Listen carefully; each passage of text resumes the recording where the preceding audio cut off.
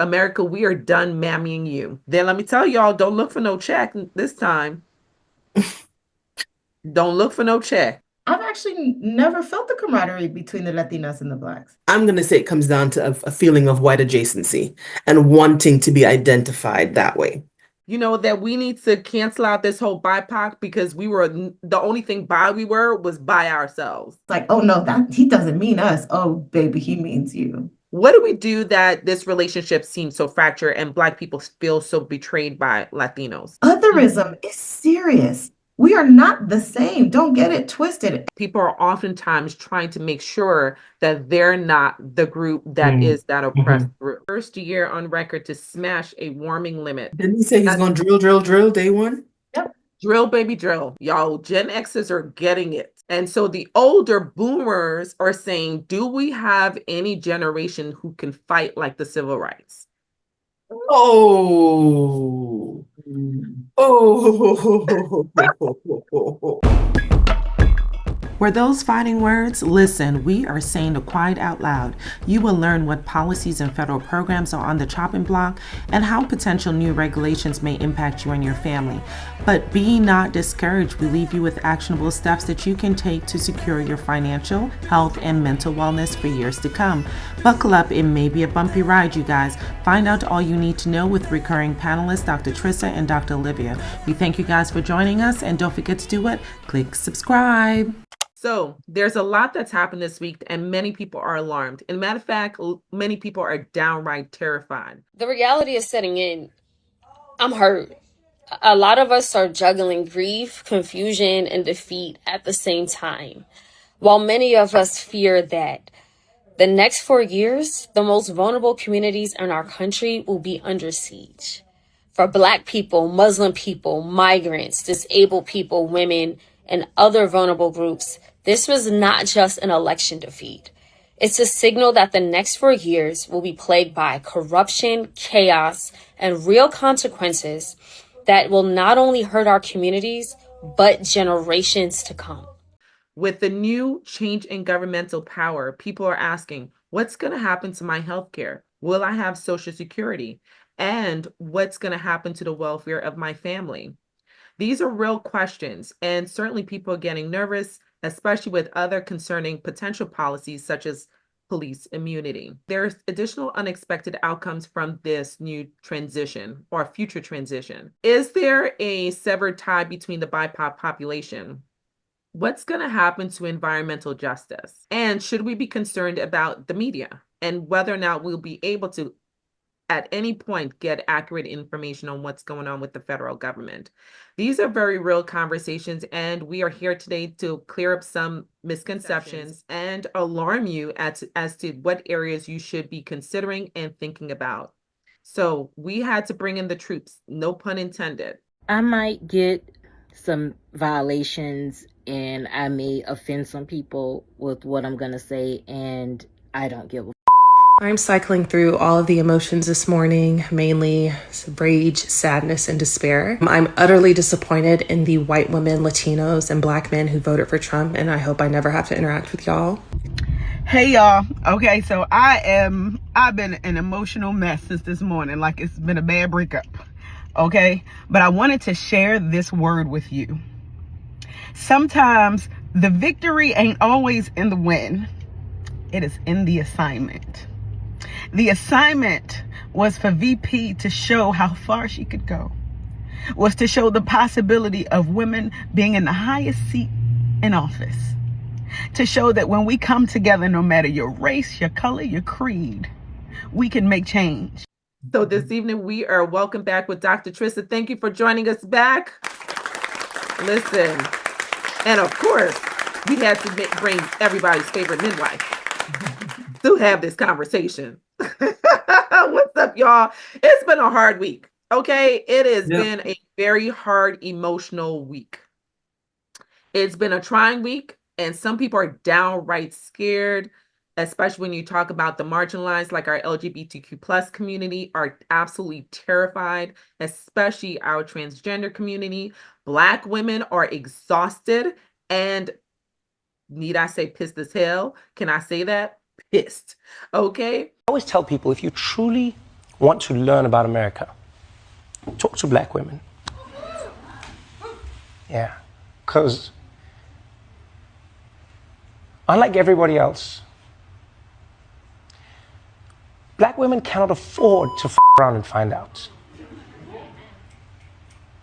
Black people understand how hard it is when things go bad, especially in America, but any place where black people exist, whether it's Brazil, whether it's South Africa, wherever it is, when things go bad, black people know that it gets worse for them.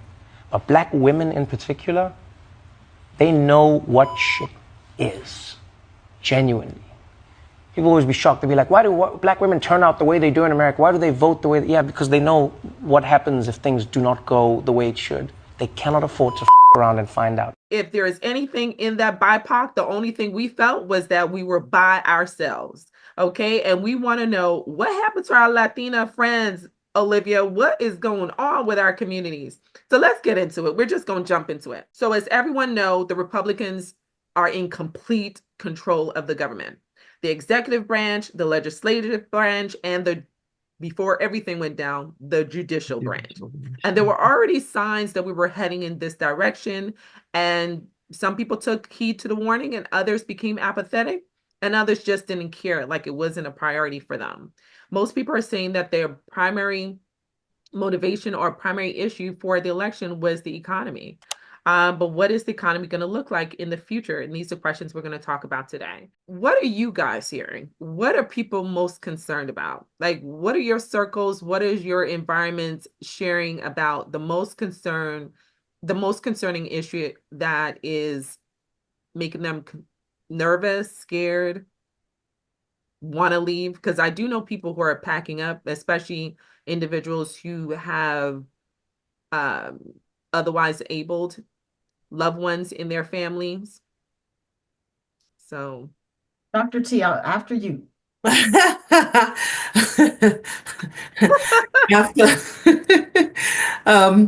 We had a lovely healing circle talk with a group of friends of mine, and that's you know, good. there was the abolitionist burn it down taps to you. I'm not going to say names, but you know, there is the fight, but yet there is the fatigue, right? So it's the fight and fatigue, and there's the nervousness and all the other things that go with it. But if nothing more, it's not necessarily my circle, but I would say in terms of my patients, I've had a lot more like flabbergasted responses from some of my patients who are just so worried because of things like their transgender child or something along those lines. And so I'm nervous and afraid. Why? At the risk of sharing too much information with all kinds of random people, I'm a 52-year-old transgender woman, and I'm afraid for my own safety come tomorrow. There's just, yeah, that worry as to what comes next. And the general consensus I got was, yes, that flabbergasted state Tuesday into Wednesday. And then Wednesday night, it was like, okay, we're done with the morning. We're done with it's time to get back to work. It's time to plan. It's time to take action. So that's been what I've seen a lot more in terms of the exposure that I've had. But I also acknowledge that some of what I'm experiencing are, I guess, what you would consider white allies. Yes, they did not vote for our president-elect. And I'm not around as many people of color to really get a sense of what that feels like in this community. But I can remember driving by in some of the neighborhoods and knowing who lives in some of the houses and seeing the signage. And so, yeah, in general, you saw a lot more of those signs, and they were Asians, they were Latin. I cannot say I identified families that might have been Black, but surely there might have been those as well. So it was just kind of alarming to see that we feel like we're by ourselves. Yes. Coming from an immigrant family, there is this sort of trying to be super American when people come here, because I know some African immigrants who are all the way Trump. And it's this idea of I want to be with the side that's waving the biggest flag. I want to fit in. And there is a huge element, to be honest, of anti-blackness in a lot of this, anti-black Americanness specifically. And Paola and I have talked about this, that there is a part of that anti-blackness is a piece of it, even though Enrique Tarrio, who's the head of the Proud Boys, is a black Latino, but he's down with white supremacists, down with them. And there's this idea that I'm black, but I'm not black. I may look black to you. I may be black if I'm walking through Bloomingdale's and get followed around. But in my mind, I'm identifying with whiteness because whiteness means privilege and it means not being a black American. This has to be unpacked. Y'all see me wearing black today, right? I almost never wear all black. This is my morning. Like, like mourning for the stupidity of America. Like, I actually went the opposite way. I'm always in black. And so I was like, I think I chose color because okay, I'm gonna need you to be the sunshine today because I couldn't do it.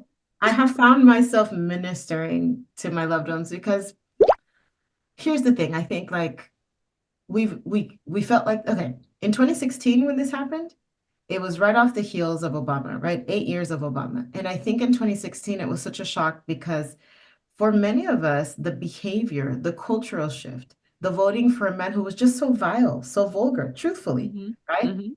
It was racist, it was sexist, it was all of the sad things. And it was so sad to realize that as long as people felt like their best interests were at hand, they didn't care if people who looked like me, worked where I worked, came from people I came from, didn't matter if we were killed, didn't matter if we were disappeared. And that was heartbreaking because there was really no good reason for it except for the fact that people felt ignored or felt like, I don't know, whatever motivated them at the time. They felt threatened. Now, after 8 years from there, a lot has changed in the world. Social media and AI have really taken over. It has been clear the effect that it has on our brains, on the way we relate to each other. It's really radicalizing everybody. The wars that are happening, the genocide in Gaza, and I was listening to a podcast about the genocide in Rwanda and all the years later and how Rwanda's coming out of that and how it's like so beautiful, and listening to how, and just watching from afar that if you scare people enough, right? If you convince people for long enough that it's you or them, right? It's either you or they're going to come after you and take everything from you. You can convince people to dehumanize and do terrible things. So this time, what I actually saw was that he was peddling a message of hope to people who were feeling lost. Even our people, Black people, I was seeing a lot of Black people, a lot of Latinos, a lot of everybody. Like people are desperate, people are hungry, people are scared. People are tired. They're feeling like their dollar is not going as far as it used to go. They don't understand the policy. They don't understand that the reason that happened was because of Trump's policies. See, this is the sad part. The sad part is they have done a really good job at thwarting education. You want to control the people? You want to be easily led? Take away their ability to think. That's why in most dictatorships, the first people to go down are the intellectuals, right? Because you critically think, because you push back, you ask questions. So people, because they're only living in the now, are like, I can't afford things are terrible. It's the Democrats. No, it's Trump's policies that don't expire until 2025. Right. So then Biden comes in and fixes everything. And then Trump is going to come in and say, see, the economy's great for like 5 minutes. So I'm trying to just tell people that maybe instead of feeling like this came from a place of hatred, like everybody is hating us and it's a dark place, I am challenging myself and people to come from a place of compassion of this is how lost we are. We are so lost that we think that the means justifies the ends or the ends justifies the means. That's what I'm trying to say. That if we're surviving, if we're feeding our families, if we feel like we can afford eggs, it doesn't matter maybe that everybody in my neighborhood was disappeared and I saw them dragged out in the middle of the night. And maybe it doesn't matter that he's saying racist things and really hateful people are being emboldened, like is already being seen, right? At the University of, not Texas, I don't know, recently they're Ohio, and they're saying these yesterday. crazy things and sending mass text messages to Black kids talking about Black people get ready for slavery and kids at elementary schools chanting, you know, your body, my choice or something like that, insane madness. But people don't think that's important. And that's what I really think. I think it's more of a cultural shift. So I'm trying to just focus on we are lost. And actually, my neighbor doesn't hate me. That's how lost we are. Everybody's scared. And so everybody's making poor choices.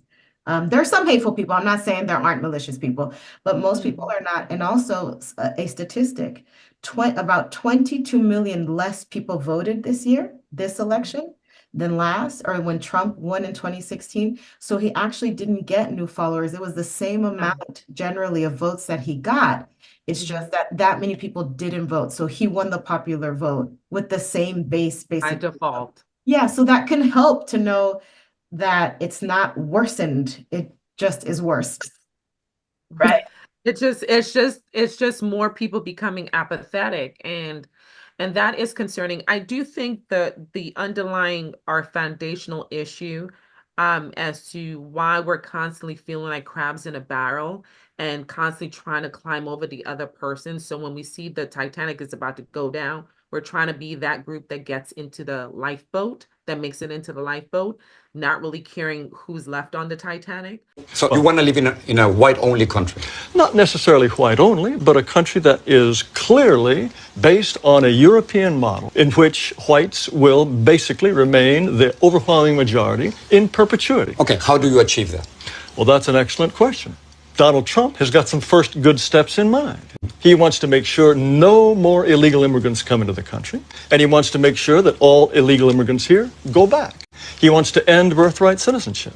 He wants to put at least a temporary ban on Muslim immigration. What happens with Asians? What happens with African Americans? What happens with Latinos? What happens to my You presented me with a very limited view of the United States. You're saying the United States is a place anybody can come and turn it into anything you want, and the people who built this country and established its institutions, if they glimmer away, so what? You are promoting a process that will reduce my people to a minority. You want more power for Latinos. That comes at the expense of my people's power. We're 17% of the population, Right. and we only have 3 senators. So therefore, we don't have the political representation that we deserve. And you want more and more and more. Of course, because we only have How 3 much? senators. How much political? At this point, 14 senators. And 50 years from now, how many would you like? Let's talk about 50 years from now. In 2044, Yes. white non-Hispanics will become a minority. Yes. Is that what you're afraid of? Mr. Ramos, it's fantastic for you, for my people to lose power and become a minority. That's fantastic for you. How does it feel for Because me? it is our country, Mr. Our Taylor. country, our It is our country. Don't you think we both have the same rights in this country? I think that despite this nonsense in the Declaration about anybody being anyone, white people, You don't the white think people, we are all created equal? no. I have to go back to the film Origin, the book Caste by Isabel Wilkerson, because the underlying theory of that is that in all of these systems that are caste system, there is the marginalized group, like that downtrodden, oppressed group. And people are oftentimes trying to make sure that they're not the group that is that oppressed group.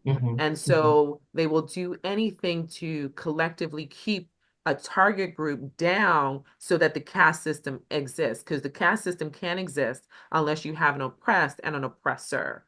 And so you have one category, our ethnic group of individuals or race that's trying to remain the oppressor, that superior group. And then there was a potential for the classically oppressed group to potentially become in that spot of being superior, and the traditionally superior group felt threatened. And then everybody else felt like, well, it's in my best interest to keep them down so that I don't become that new oppressed group. And so I think that's ultimately, and I like what you both said, and I'm going to echo also, I think evaluating how we got here, because unless we truly understand that, I totally agree, we'll continue to make these same mistakes, and I am saying a mistake, fight me on that, and not be able to progress as a nation. So here are some legitimate concerns. Let's start with maternal health. So, as we all know, maternal health is already in a crisis. And now, with the new restrictions in certain states, the maternal mortality rate is increasing. And not only that, the gag is in the same states that have these restrictions, that are placing the restrictions in the name of saving the fetus, now also have increased infant mortality rate. Okay. So we have now proven what we always knew, because this is not new data. These are not new trends. People have always known the more restriction, the more teenage pregnancies, the more restrictions, the more mortality. And so we are basically hamstering the wheel when it comes to maternal mortality. But we made some great progress, right? So there were some great executive orders, and I'm going to start to say executive orders versus law, because the reason why that's important is people need to know which things can be reversed and which things are harder to reverse because they're in law. So it was really important that certain things became in law, like the drug pricing and the ability of Medicare to negotiate pricing is part of the Inflation Reduction Act, which is a law, right? Whereas certain like Women's Health Initiative, for the research for women's health, that was an executive order. The funding that was put together for that is an executive order. And so that may go, right? And it's not to say that the Inflation Reduction Act is 100% protected or Medicare is 100% protected, because there are some talks and have been talks about dissolving Medicare altogether. So if Medicare is dissolved altogether, then that law is no longer. I will say, I did hear this in the circles. I was on social media today trying not to be on social media. I was there. And somebody was saying that they were like these chat groups of a lot of people who voted for Trump. And now all of these people are expressing fear because they're hearing these things, right? That Medicare may get gutted or may go away, that all these social programs may go away. And that people are like, I don't understand what, I don't, help me understand. Like, I just don't understand. I don't want to laugh. Wait, I'm trying not to laugh, but it like I'm I'm not laughing out of disrespect. I'm laughing because it is hysterical to me. Make it make sense. Make it make where sense. have you guys been? But that's what I'm telling you about social media, TikTok, all these things. They just take you into this little tunnel. And people are young and they don't realize it. Like for me, anytime I start hearing the same thing over and over, right? Seeing the same kind of video, I'm like, oh, see, now the algorithm is playing me. I'm so over this. They're trying to get me. And so then I'll like Google something completely random, right? So that it throws everything off. Because I'm like, why am I getting the same thing? This is whack. But I'm 40 years old. I'm not 20. I'm not 21. I'm not 65, somebody who doesn't understand it. And you're thinking like, it's terrible, instead of realizing, no, it's being played by the system at this point. Like watch something else. And then the question is, who's running those systems? Amen. I'm glad you said that, because that's another issue. Twitter. Touch on that. Twitter, Facebook. I mean, we have to give Facebook its due, because I don't think that dude is doing a whole lot for anything. He's not trying to help one side or the other. He's just there. Oh, apparently I heard that he was, however, the ex, some people are saying that this is truly his presidency, that he has purchased the presidency because he has so much financial control. I mean, when you're able to pay $1 million like it's a dollar. He bankrolled it. Almost completely funded his campaign. Yes. Yes, he did. And so but to your point, to both of your points, what does that mean in terms of our access to information? Because if we have billionaires, because it also happened with the news, right? We have another billionaire, prime billionaire, who has ownership of a very important news outlet, and for the first time decided not to endorse when it has historically endorsed. So basically what you have is a situation where you have billionaires who are now controlling the media. And that, many people will say, is a classic strategy when it comes to starting a dictatorship. I mean, it started, Rupert Murdoch has had Fox and that whole thing. And I mean, I don't know. But we were able to sue them. Now Fox got sued for their for their role in one of the largest payouts in history when they history, right? When they disparaged. But we'll be able to do that moving forward. But we still have the ability to put into check media outlets that are becoming the tools for false information to deceive the public. But going back to what you were touching on, there was already, the day after the election, a ruling that rejected the expansion of Social Security. that could have increased the monthly payouts to individuals. Essentially, it would have offset the impact of the windfall elimination provision and the government pension offset, which reduces the income of individuals receiving pensions. That was already rejected yesterday. Right? Though it had already had like bipartisan support all throughout. And then after the election, now it's like we quash it. Right. Yes, because now we're in control, right? So these are real conversations, and we're bringing these issues up because we want people to be aware of you can't be comfortable anymore in your financial situation if it's dependent on some of these programs. So if you are benefiting from these programs, and that includes myself, I work for a in the community health space, which means we are federally funded programs. We are federally funded clinics, and there's already, potential restrictions to birth control options. But now the question becomes, will we continue to have these federally funded clinics to take care of the underserved, right? Because now we're talking about the same populations that are being targeted for other policy changes, including deportation and things like that. So job security is a concern for me, to be transparent, right? Will I have a job moving forward? Will I be able to work and continue to work in these spaces?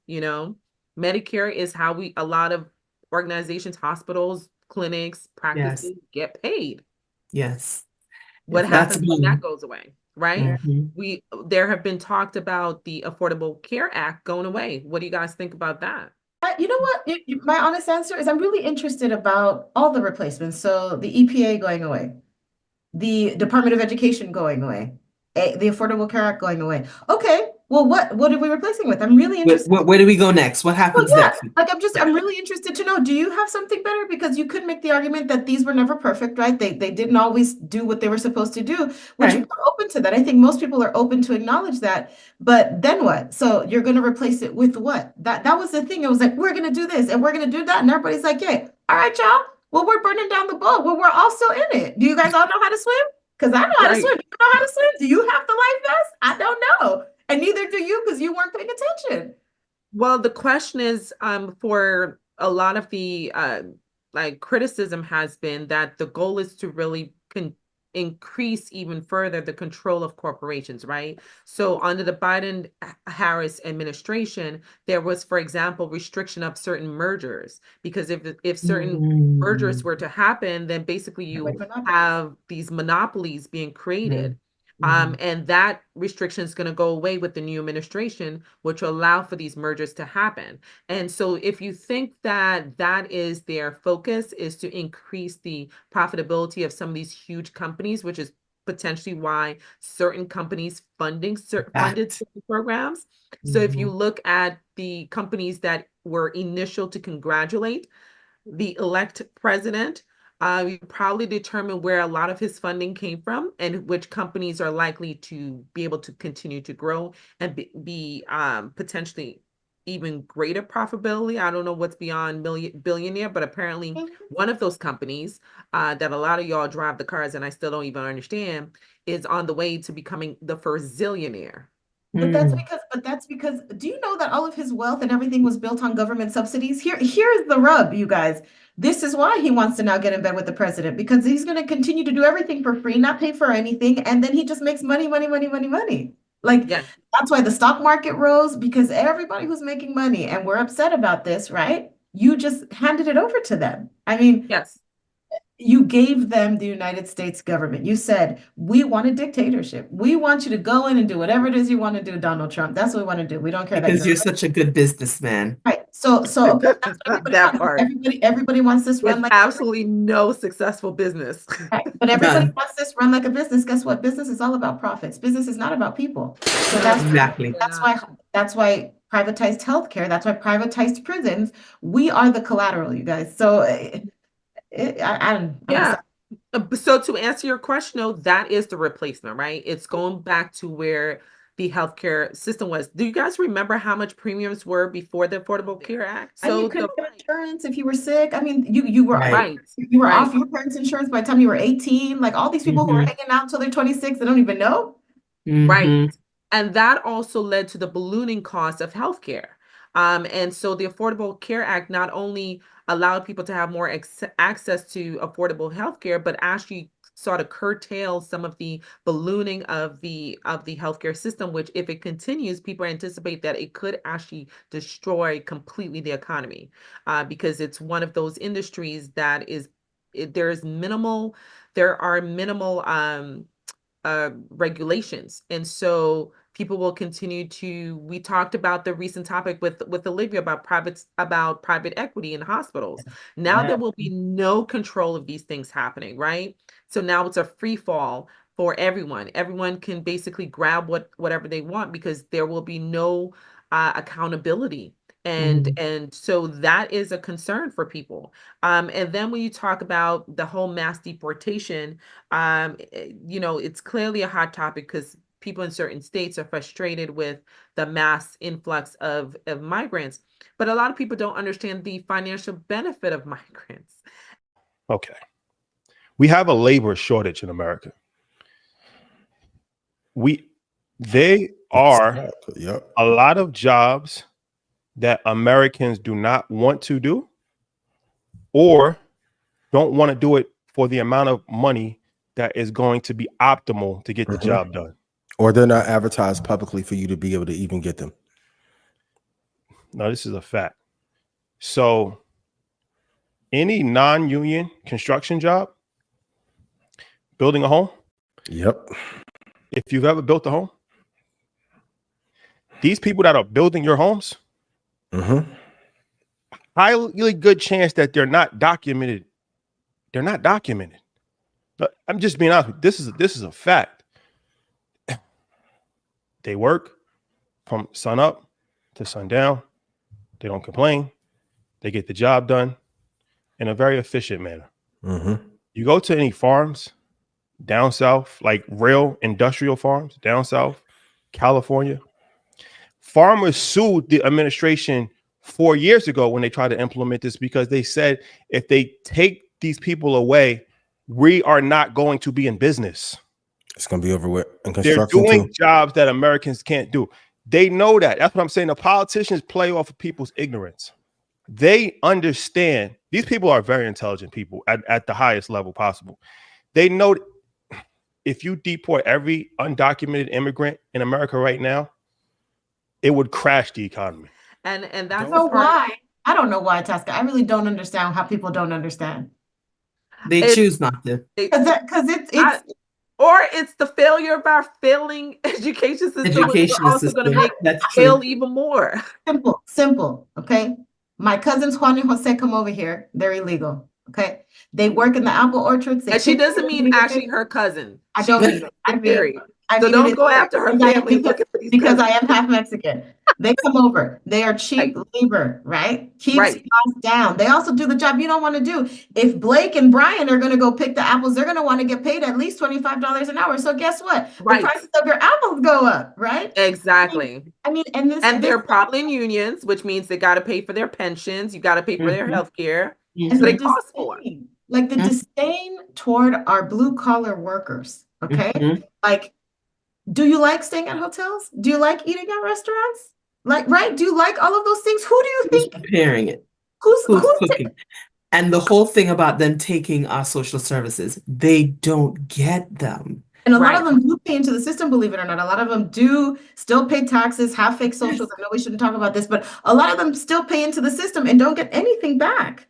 Right. So apparently, to your point, the immigrant population contributed on average, I think in either 2022 or 2023, it was over $500 billion to our economy. 500 billion. I think the quote was like $564 billion to the economy. So that income is going to be gone. And then, as you were mentioning, Olivia, there's going to be higher prices for products because that owner now either has to pay more to get like union workers, and unions may be going away is the other conversation, but now also may have fewer workers. And so has to increase the cost of goods because literally the cost of goods the cost of the goods is increased, and it's going to impact very critical areas that are already having issues like the housing market because immigrants are primarily a lot of our construction workers, Mhm. right? That's That's how a why they lot were the of ones on the bridge that day when it fell in DC, in the DC in area of in Baltimore. Maryland, Mm-hmm. in Baltimore, 100%. You know, it's us paying attention to these particular issues. It's us paying attention to the fact that if RFK, I got bat my eye a few times with that. If RFK is really over the HHS or the CDC or the FDA, any part of our federal agencies, because people don't really understand some of his ideologies, right? So one ideology is get rid of fluoride out of drinking water because it has been linked to cancer, developmental issues. So he believes that. So that's one of his goals. Another part of his goal is He's an anti-vaxxer. that part. And so think about the fact that we just came out of a pandemic. So reimagine the pandemic now without vaccines or without quick access to vaccines, or even if it's delayed because we got to argue with him and get him to understand the benefit of vaccines. You're And saying he, that to a public and to people who don't believe it was even what it was. That like that's the thing. We're talking and you're saying things with an understanding that people have the basic understanding that there was a pandemic, that it was as terrible as it was, and that we needed the things that we didn't get from the president at the time to fix things. So right. for us, it sounds terrible. And for me, maybe not so terrible because, you know, deep down inside, I'm a little bit of a conspiracy theorist. You know, my little heart is that way. But you know, I'm a rebel at heart. So sometimes I like going anti-government. What I don't like is a lack of checks and balances. Mhm. So if they're going to be so Agreed. extreme this way, well, where is the balance over here? And that's what we have completely lost. And that's what people did not understand. Right. Gave this all to extremists. It has all gone one way. And we all know that Right. that doesn't work. That's what you love about this country. Everybody loves their rights. Well, guess what, baby? If we got to do Right. we ain't got no rights. That precious freedom of speech, that precious all of that, that goes away. That doesn't exist. Right. Right. And people didn't seem to understand that. Right. No, they don't. And another public health issue is the fact that this is a party that is very much anti-gun law, gun laws, even reasonable gun laws, right? And so the question is, as we face a generation where we're still faced with just unheard of gun violence. You know, there was a shooting in New York City in a train Train where one tracks. Yeah. individual was shot in the shoulder and in the shoulder, I think the arm or something like that. In a train, and you see the videos of people just crouching down trying to save their lives and just absolutely terrified. And with the potential pardoning of the, you know, vigilantes called January 6th, Love Peace Walkers, whatever they're called now, if they are truly pardoned and if they have a broad pardoning, that basically allows them to be vigilantes, right? So what type of potential violence will we see? And then when you talk about the increased violence that even healthcare workers have been experiencing. So there is now documentation of increased violence that healthcare workers themselves, ourselves, talk about themselves, ourselves Right. are experiencing. There was a survey that showed that 91% of emergency physicians in 1 year, 91% had experienced some type of violence. 91%. So it's like, what are we facing? And not to mention, people are still traumatized from prior major mass shootings. And without any future, without having some type of reasonable balance conversation or reasonable laws, you know, what does the future hold when it comes to gun violence and violent issues? Or what about the other crisis of our opioid crisis, right? You know, some people, when they think of drug crises, they only think of a certain melanin concentration. And they don't look towards, you know, other populations that are equally affected, if not more affected by certain drug crises. Well, a lot of some of the funding for the rehab programs came from the federal government. We have a fentanyl crisis. So if there is a risk for those programs to no longer be funded, what's going to happen to our drug crisis? which then leads into our homeless crisis, right? Mhm. So, Mhm. so, there are real conversations to be had. The loss of early intervention programs with children. If you, Federally funded. I do have real talk. I have people who are bouncing from the United States because they have children with special needs who may actually no longer get certain programs to help them become functional individuals in the society. Yeah, What and happens to our veterans program? That is a federal agency. Will our vets continue to get the expansion of mental health services that Mhm. they now get through the current programs that exist that have increased funding to train our first responders in mental health so we can decrease Mhm. some of our inadvertent, for example, police shootings and killings. Mhm. These were new programs. The thought of the fact that the Pregnancy Workers Fairness Act is already being sued in certain states. This was our opportunity to help women to be able to have reasonable accommodations to carry life. And it's already being sued in states like, of course, The life Texas. you fought for Hello, from 6 Texas. weeks. The life you fought for from 6 weeks, you now don't Right. even want to protect when they're 20 weeks or 30 Right. weeks. Okay. That part. But you are pro-life.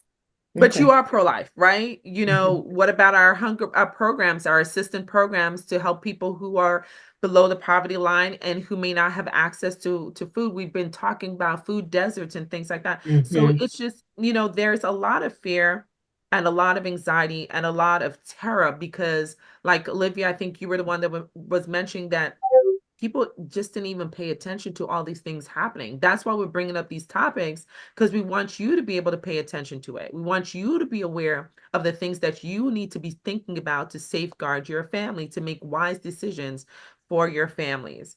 We didn't even touch on the climate. We just had hurricanes. I myself lost a family member from a recent hurricane. So, it's and then to have other family members be affected by additional hurricanes. So it's been a trying time, right? But now think of a society um in which we don't even have access to know that there's a hurricane coming. Because we no longer have that federal. Yeah.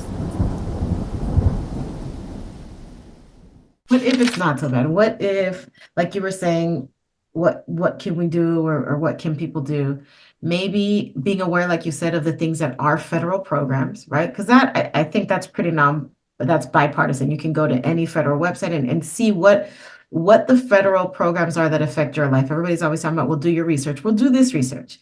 Look at your life and look and see what federal programs, what state funded programs are there that allow you to live your life. And then once you identify those, then look at the history of them. You can go to any library if the books aren't banned. You can go to websites and literally do 2 or 3 and just look at the history of those programs, who voted for them, who voted against them. There's been a lot of talk in these last few years that, neither party is for Black people and everybody's the enemy. You can take that stance, but there also is one party or a few people that the little incremental changes that have happened since we were enslaved peoples, there's only one party that has been the one that has been a proponent of that. For whatever reasons, you can argue political moves, but there is one party, and there's one party that's mostly been opposed. And then if you're going to jump on the train and say that Republicans are the party of Lincoln and this and the other, I really, really, really encourage you to Google, when did the Democratic and Republican parties switch names?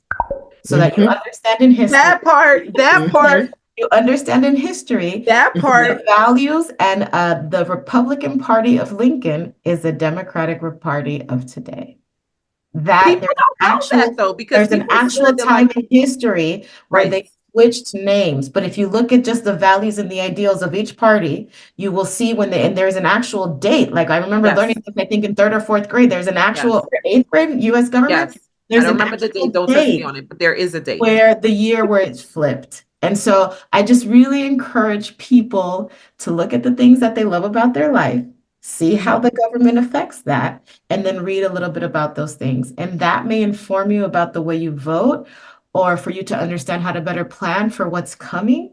is if you understand now what is up for serious change or disappearance. I mean, even unions, things like you like having a 40-hour work week, protected time.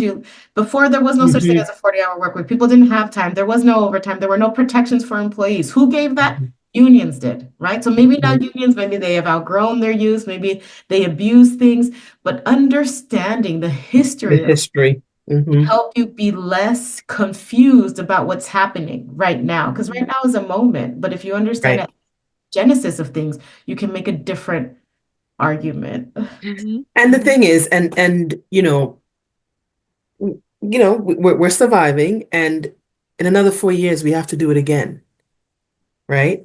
In another 2 years we have to go on the more local level. So we need to start making plans for where things go. I know we're about to say, in case he does his old foolishness or whatever he said he was going to do. You know, I was about to say. I know. I mean, unless he becomes a real dictator and we just don't vote for nothing no more. I mean, that's one of his promises, that you That will was. never have to vote again. But to your point, Dr. Trisa, you were bringing up about I like the point about the local government, because I'm going to hop on the Olivia train and get out my black and well, not my black, my black is beautiful, but my gloom and doom, and share with you guys some action plans. So but to your point, Dr. Trisa, one of the things we can do, even though it's hard for us to affect the federal government, we can become, because the most immediate government that affects our lives is our state government, right? And things State and that local. are state and local, and those things are services that are programs that may be dropped federally. If the state is governed well, it can, to some degree, if there's not retribution with certain colored states from the main government, that there is some way to boost the economy and to sort of subsidize some of these programs on a state and local level. So being proactive on your councils, on your board, your school boards, because if the federal government is going to kick the education back to the states, then becoming proactive, especially in southern states where there are huge disparities on the quality of education, being a part of your school boards and those decision makers. The other thing I want to add to what you guys are sharing is billionaires. Hello, some of y'all are rich. And thank you for donating to campaigns and showing up to give, 5 or 10 minute speeches, but y'all are rich. And so even though some of these programs are going away, you guys have the funding, if you truly believe in some of these programs, to help subsidize through grants. There are organizations that are receiving funds sometimes from federal grant programs and contracts that may be compromised. They've already student loans and stuff, like for school. Like I think that I was hearing the Department of Education, I was hearing they want to get rid of, Pell grants, like those Pell grants. Yes, government funding for people to go to school, y'all. That's your college education. Yes. And go to a for-profit school. Yep, exactly. And there is a rumor that for those who received forgiveness, it may end up with a you owe the government. Yeah, there's some talk about recouping that money. Thank you for a more politically correct recouping that money back in. So make sure you have those funds or access to funding if that were to happen. Hopefully it won't. And I'm hoping that there are at least some remnant of souls of some type of humanity left that will at least stop that from happening. Like, you don't have to continue it, but why would you send a bill to people who, anyway, that's a whole other conversation. But you see what we're saying. So I do think that it's time for the wealthy to step up. The wealthy who have any inkling of humanity left in you, support and reestablish some of these really critical funding areas and gaps that may actually happen with the new governance. Listen, the women are Mackenzie Scott's organization. She's giving a lot to women's health, and so is Belinda Gates, her new pivotal platform. Yes. $1 million to $5 million and this is just for women's health things. So I would say the women seem to be leading the way. There's a lot there that I wish, like, come on, Warren Buffett, come on, people, pay off our student, Right. We need pay more off our student individuals like loans, that, get right? everybody, you know, Kamala was saying that she was hoping to get funding so that everybody could get the 10 or 20% down payment for their first house. Like, come on, Right. really, you know, a healthy Yes. economy and a healthy middle class keeps y'all richer. So let's go. Absolutely. You rub our backs, we rub yours, kind of, sort of, right? So, that is one way to try to fill these gaps, and not be so selfish minded, and not be okay with other people suffering. I mean, that's literally what we're talking about, right? We're Yeah, talking about the suffering of individuals, people who are hungry, people who are homeless, people who are addicted to drugs. These are the communities that we are responsible for. You know, they like to throw the Bible, but they don't like to do a lot of stuff in the Bible where it says to take care of your orphans and your and widows. your widows. Okay. Not only that, it's not even them, it's all of us, the teachers, the people who work in like us in federally qualified health centers. Like we, you know, we're also really struggling. Y'all living the paycheck to paycheck ain't the life. That's not what we went to school for. That's not what we want to go and help people for. Like, you know. Yeah. And people think we make money like that. Y'all, we help the underserved. Listen, people are like, listen, we are not those people. We do not. We do not at all. We do not, with a big old KN, not even not an N, a KN, not. So it's, yeah, you're right. But I'm saying, like, because they always kind of hang their hook on biblical scriptures, it's just, I bring up that particular group because it's so contradictory, right? It's so contradictory to say that you are introducing a certain ban, but then you don't even know how to love your neighbor. Like, it's like, that's the first commandment. Like, how you don't go past skip over go. that If one. you don't know how to love your neighbor, try to master that part first before you try to regulate and become very much like a Pharisee. But that's a whole other conversation. Support Black media. This is huge. Support Black media, like this platform that's going to gather the truth and share with you the truth. Because if we don't support our own media, then we become vulnerable to the algorithmic manipulations of other platforms, of other outlets. And it's really important that we get independent media information. So support Black media is another action point. From outside of this country, like international media, it's really great to hear the perspective of other countries reporting. Like they were in New Zealand reporting our election and people shock and awe. Like it's really, really gives you great perspective to see us from the other perspective, right? You're absolutely right. Like people who are outside of the bubble, because like certain nations are dictatorships, and people find ways to get out of that bubble so that they can get access to information. So learning from how people survive in other dictatorships, and then also just from the healing journey. So I do want to touch on that a little bit. There's some hurt. Like Black women are hurt, like hurt. Black women are hurt and fed up and tired and exhausted because it seems like we always have this country on our backs.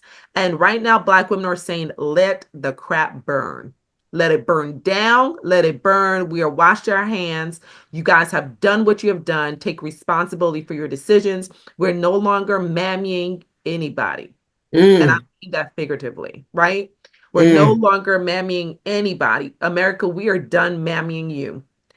Understand that we are done. And so how do we help Black women heal? Regardless, I have hope. Y'all say y'all don't want to hear nothing about God right now, but that's between you and you. Because what I want y'all to know is that hope or faith is not some bystanding, oblivious, naive tactic without labor, toil, or sacrifice. Hope is gritty. It is bruised. It is wounded. It has been spat on, beat on, hung out to dry, taunted, and undermined. Time and time again, hope is underestimated, but every single time hope is believed to be stamped out, hope dusts itself off and tries again because hope is unshakable. So hope must be a Black woman. And I know that the organizers will say that it's a marathon and not a sprint, but I think this time and this moment after this particular blow, Black women are choosing to recuperate. So give hope a second and don't ask her for a goddamn thing.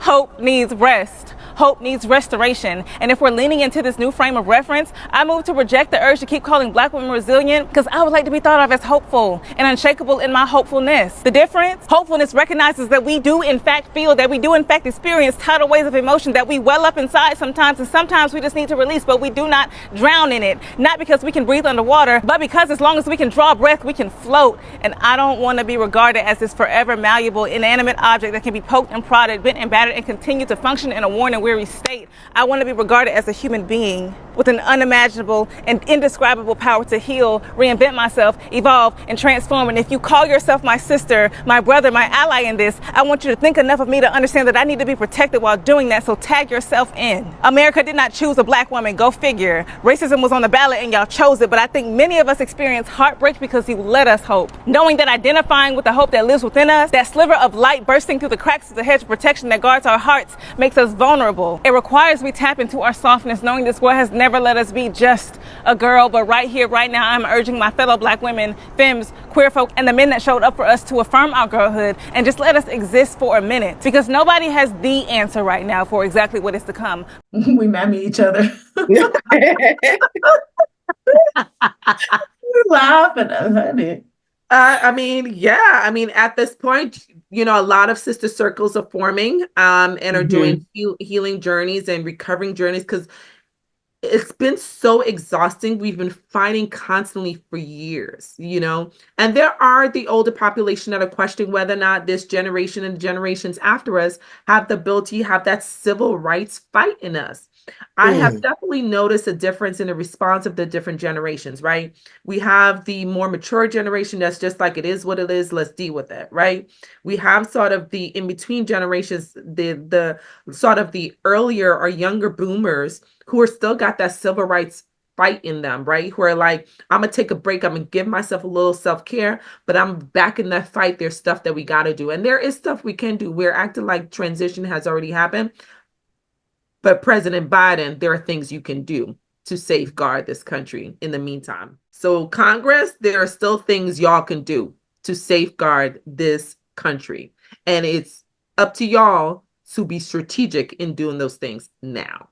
Anyway, but I would say the answer to your question for Black women is be strategic and looking at maybe looking at other groups of women around the world who have overcome really terrible things, right? Authoritarian governments, patriarchal governments, right? There's that 4B movement that some women are going into. Yes. That was big in Korea or Japan, where women came together and they were like, we are not going to give in heterosexual relationships. We are not going to give sex, essentially. We're abstaining. We're taking that away from our husbands, from all men, until they do right. It's called the 4B movement. And so I don't know, I thought that was really inspiring. If I'm glad that you brought that up. Yes. Yeah, we're like at a loss, or we don't really know because of our own history how to nurse each other and ourselves back to health, maybe looking around for other groups of women who have had to do that and have had success in that, I think might be really lovely. Yeah. How do we heal the betrayal? Because no one's really been talking about, some people have been talking about the South Asian community and the disappointment with their support. But the community that has been pointing out the most, and it perhaps because of what happened the weekend before with the comedian. When we standing on business, I'm a big stepper, underground method. 1-866-347-2423.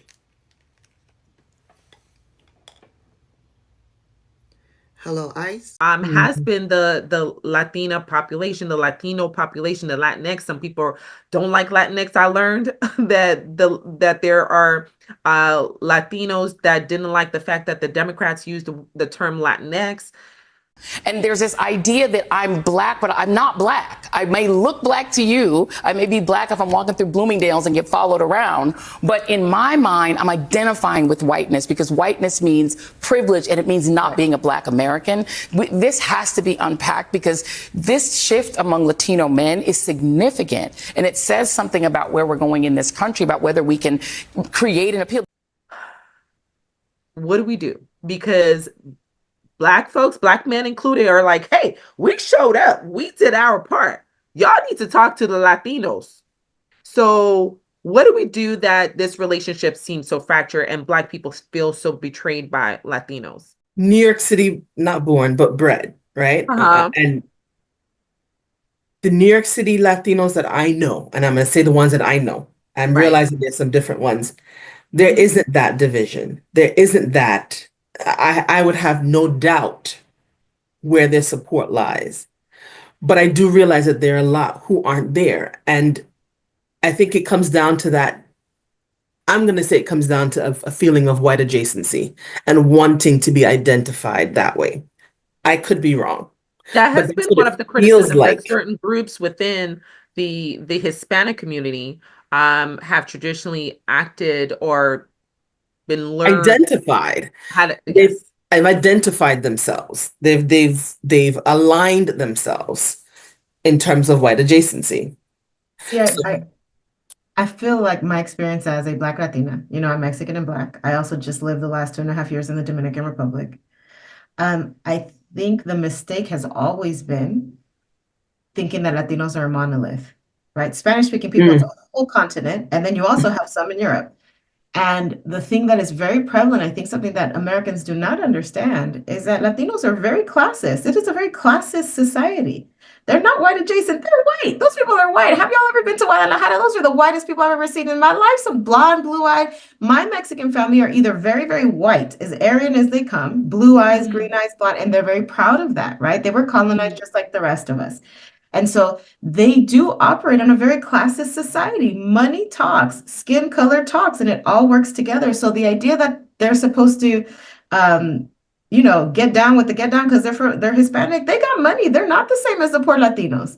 Even in my family, the Mexicans that came from Mexico are not the same as the Mexicans over here that are poor and that are playing this kind of music and that, you know, are the cholos and stuff. That's not my family. They look down on that. Like, they're not the same Mexican like I'm Mexican. So when you come from somewhere else, even here, otherism is serious. We are not the same. Don't get it twisted. And then if you come here, you forget that, well, you don't forget. I mean, in general, people forget that a lot of people who can come here and make it here, a lot of them have money. A lot of the people were the ones with means. With the means, They that's came with correct. that mentality. You know, when people talk about the Cubans in Miami, those were the millionaires. Those were the Republicans of their country. So it's not like they're going to come over here and be like, yeah, we're down with the poor people. We are not those poor people. Those people stayed in Cuba, right? Those are them. Right. You see what I'm Those are the saying? ones So that couldn't leave. You're yes, and right. so the same Right. thing happens over here. You know, you Right. come, maybe you did come illegally and then you got here legally, whatever the case.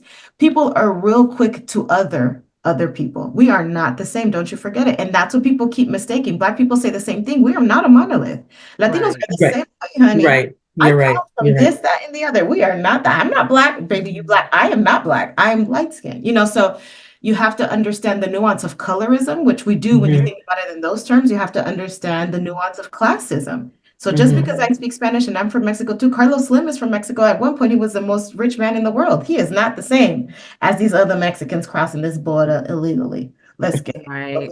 So I'm so glad you said that, because Very good point. that's, I think, part of the issue that people couldn't understand. They're like, how do you feel about the fact that your people are likely to be one of the first to be deported? And you're saying there is no That's not their connection. people. That's not their people. people. That's not their people. Right. A lot of people feel that way, right? I'm not saying everybody. There's some people who are like, those are my people, right? Like if you hate one Black person, you hate all us Black people. It don't matter. Right. But Some not of us are everybody. like that. Like, we don't care what shade of Black you talking about. Right, with the one drop rule. But no, a lot of people feel like, oh no, they're not talking about me. The Muslim ban. There were a lot of Muslims who were like, oh, I understand what Trump is doing. He's getting rid of the terrorists and the Muslims that we don't like either. We don't like the Taliban. And people are like, no, bruh. He said a Muslim ban. He means any of y'all. People are like, oh no, not us. You know what I mean? So it's that people can do really well. This like, oh no, that he doesn't mean us. Oh baby, he means you. Yeah. But and to that point, though, you know, you're absolutely right. Latinas are not a monolith. Blacks are not a monolith, because there was a lot of that division of Caribbean Blacks, American Blacks, African Blacks, blah blah blah blah blah blah blah. So you're absolutely right in terms of that. But that's a problem. It is a problem. It's colonialism that but did it's that to us. centuries worth of a problem that we can't fix in an election. And so perhaps we had a very unrealistic expectation. Yes. Perhaps now we should learn and understand that we should not have expected that alliance, that we should have had perhaps more conversations between the various groups to really get a full picture of where everyone was coming from. So we wouldn't have been as shocked to our bones That with the alliance. I didn't know. I didn't know we were expecting that alliance, y'all. I'm serious. I didn't know. I You didn't know that? No, Yeah, I I should guess pick because up the phone and called you. I guess because it was it's always been very clear to me, especially after living in the Caribbean these last years. And I don't mean that the Dominican Republic is a beautiful country. I love those people and that culture. It's beautiful, but it gave me a firsthand experience to just live in a culture, a Latin American culture, to really understand these subtle little things. And so, also growing up in LA, I don't really remember the Black people and the Mexicans being like, "Yeah, we're homies." It was almost always contentious. Antagonistic. It was almost always like Black people are upset. Y'all gotta, it's always about racism. You guys have a chip on your shoulder where we get, brown people that, it ain't never been, listen, my father knocked on the door when he met my mother and my grandmother did not open the door. My Mexican grandmother said there is a Black man out there and I'm not letting him in the house. So I guess I've never really felt like the last few times I was in Mexico, a lot of racist. As a child, I was very loved. It was like this beautiful thing, this little Black girl who speaks like the Mexicans, and they loved me. As a grown woman, I am Black, and I don't get that same love. So in my experience, I have never experienced this allyship on such a deep level that it is assumed. When I encounter it, it's beautiful. When I encounter Latinos and people of other cultures who are down for the cause, it's open arms, but I never assume it. It is never something that is a given to me. I That's think interesting. my experience being raised over here, and that has been my experience.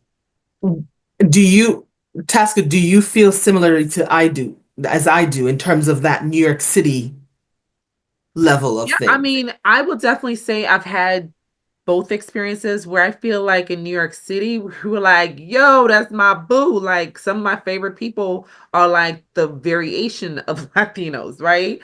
And then here, I will agree with Olivia. I don't feel as connected. I mean, I connected to my patients. So from a personal perspective, like personally in New York, like we were up in Washington Heights, like where's my mofongo? Okay. So it was kind of like the cultures were just kind of flowing one with another. You'd be like, Boricua, hey, You were the first one in the club dancing salsa too. You were going to be doing bachata. You were going to do all the things. It wasn't a Latin club. We're doing Latin dance in the best club. Okay. Right. So I definitely felt, and perhaps it's because we're also Caribbean. So perhaps we have that alliances because we're like island, you island, me island, we island, right? And so I don't know the perspective from a Black American perspective on the East Coast. On the West Coast, I will see on a personal level, Olivia's an exception. On a personal level, I don't have as much of a non-professional connection with the Latino community as I did on the East Coast.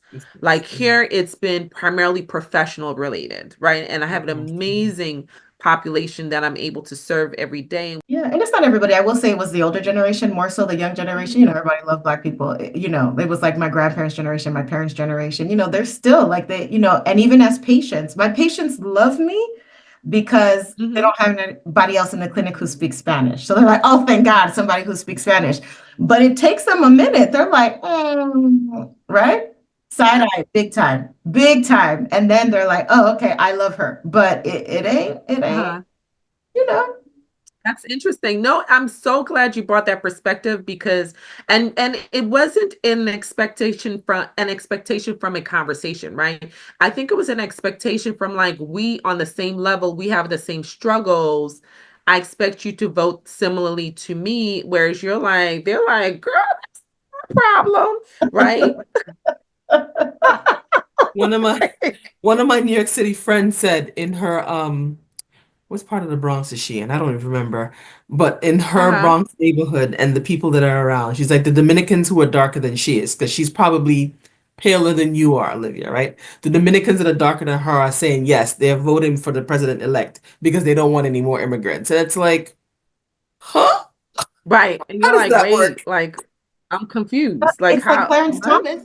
Clarence Thomas wants to get rid of all the programs that help Black people because they don't That help Black he people. Never benefited mind the from. fact that he benefited from all of them. Make it make sense. Yes, yes. Oh, but they don't. And But there's we an don't I made it, ideology so that now we don't need to do it anymore. you don't need that anymore. We don't need I'm that. good. It never worked, and you didn't need it. It helped you. yeah. Yes. Yes.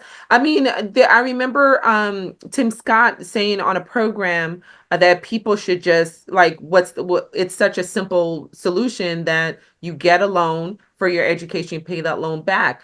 But it's such a very blinded way of looking at the situation. Like there's no consideration of the disparity on people attending colleges and who can pay for college and who can't pay for college, who comes out of college with how much debt, disparity in how we get jobs and our paychecks. So there are people who, for some reason, they have this very simple view, or maybe denial, maybe self-hate, whatever you want to name it, of their life and how they benefit from these programs. And they have this awakened sense that these programs are no longer available because I made it. It's called Whereas you look around, you are the only person that look like us on that level, right? Scarcity. It's Say called that what? again. Scarcity mindset. That's all it is. It's the scarcity mindset. Yeah. And everybody's moving in it in different directions. Yeah. And some people are saying also, as another action point, is get on the same train. If corporations are going to be the ones making the dollar, then figure out ways that you can make a dollar from those corporations. Now, granted, there may be some challenges because of AI and the advancement of AI. We're still not sure how that's going to work out. And it's kind of concerning to have an unbalanced government at the same time of the rapid growth of AI and the use Expansion. of AI. And so that is concerning, but being strategic about things. And then finally, I do want to say making space for people to respond. Like I've witnessed such resistance with different responses to this experience. And different people respond differently to something that they feel is traumatic, right? So a lot of people, because who have a true understanding of what could potentially happen, feel like this was a traumatic experience that was so unexpected, especially to the degree of the trend of the votes, right? And to Olivia's point, it's not so much like it's new votes, it's really an election that by default by apathy, right? Apathy won. But giving people space to respond. If someone wants to be angry, let Black women be angry. If Black women want to be frustrating, let Black women be frustrated. If they want to take some time and do some self-care and be sad, let them be sad. We're so resistant to people having emotional responses to things and so crippling to how much they can respond. And people who are like, we have no time to be in your emotions, we gotta fight. And then other people who are like, stop talking about it, we can't do anything about it, don't get over it and just do what you can do. We're so resistant to allowing people to heal and respond how they can heal and respond. We're not all in the same circumstances nor have the same concerns, so nor have the same history or past.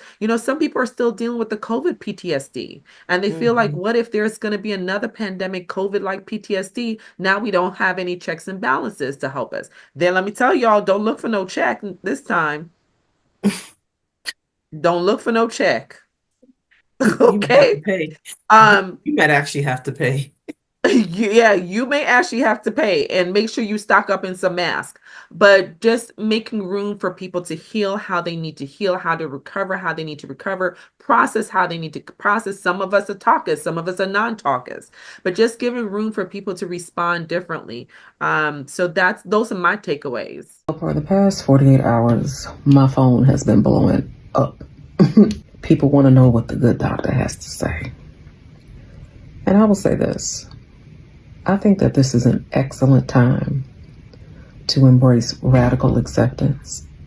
Radical acceptance is when you are no longer in denial about the situation that you are in. Radical acceptance is when you stop pretending that people are anything other than what they have shown themselves to be. Radical acceptance is living in truth, because as long as you are in denial, as long as you are entertaining people who don't have your best interest at heart, as long as you are in despair, you are robbing yourself of the resource of time that you now have to figure some things out, time to do research, time to make some strategic decisions, time to make some strategic alliances, time to cultivate communities where you feel safe and accepted, time to figure out what your finances are going to look like, time to figure out what the next few years are going to look like for you and your family. But radical acceptance is when you are crystal clear about where you are, about what you're dealing with, and what your options are. And the sooner you can get to truth, the better. Everybody's exhausted now. We have tired our own selves out, right? This is such a tiring topic, but I'm just glad that we're able to have this platform to talk about these things. And I'm making real decisions. I have to decide whether or not I can afford to continue this platform, because now I have to make sure I have a cushioning, a significant enough cushioning, because I don't know what's going to happen. Prices are going to go up with these tariffs, if the tariffs actually happen. So cost of living went up, but our income didn't. So these are real issues that people are experiencing. So I may not be able to continue this platform past this year, and we will definitely keep everyone posted. But it's real. There are costs to these things. And now life is about to change, potentially. If it doesn't, we'll be back. If it does, it's going to be a wrap. Yeah. So once again, we thank you guys, because these moms got to go. Listen, they got families, they got husbands, they got things to do. And I thank y'all so very much, because I know this was not an easy topic at all. Because it's a polarizing topic, it's an emotional topic. And, we do our best to try to help each other survive and process together. So I thank you, ladies, for joining on at the last minute, because I didn't expect we were going to have this conversation. We're supposed to be having a totally different conversation. And I was like, oh, we need to change plans. So I appreciate y'all being so flexible, and always staying informed, so that you can come and educate the family, the community that checks in with us. So how can they follow you, Miss Olivia, and find out more about what we need to know about this Latinx community? Well, let me say Latinos before y'all jump on me with this Latinx term. I didn't choose it. I'm not an authority. That was just from personal experience. But you can find me on Instagram at This American Midwife. Awesome. And Dr. Trisa, where can they find out about those of y'all who live in red states? Well, y'all gonna need to know when all that tension and that nerves ends up in some pelvic pain, and you can't do what you need to do. You can't live with. Yeah. So you're gonna find me at Trisa Job. I know that's right. Say that one more time. They gonna find you where? TrisaJob.dpt on Instagram. I know that's right. She right about that though. And of course, I'm Dr. T, the hand behind the handle of Healthy Bump Club, right here on YouTube and on Fanbase. And as always, make sure you check us out as well on healthybump.club on Instagram. We thank you guys for watching. Don't forget to check out our other videos. We're going to continue to explore some of these topics, because this may be an ongoing conversation for the rest of this year, even though we're not sure about next year. But certainly this year, we're going to make sure we get the information as much as we can out to you guys. We thank you all for watching, and don't forget to see us when? Next episode. And while this was not a specific topic on today's episode, we do recognize that the circumstances can be triggering for survivors of sexual assault, having a president that has been found guilty of being a predator. So we understand, we see you guys, we have not forgotten about you. So we encourage you to pray, self-care, and be strategic. We hope that we've left you with information to help you in that process. We will be okay together and victorious.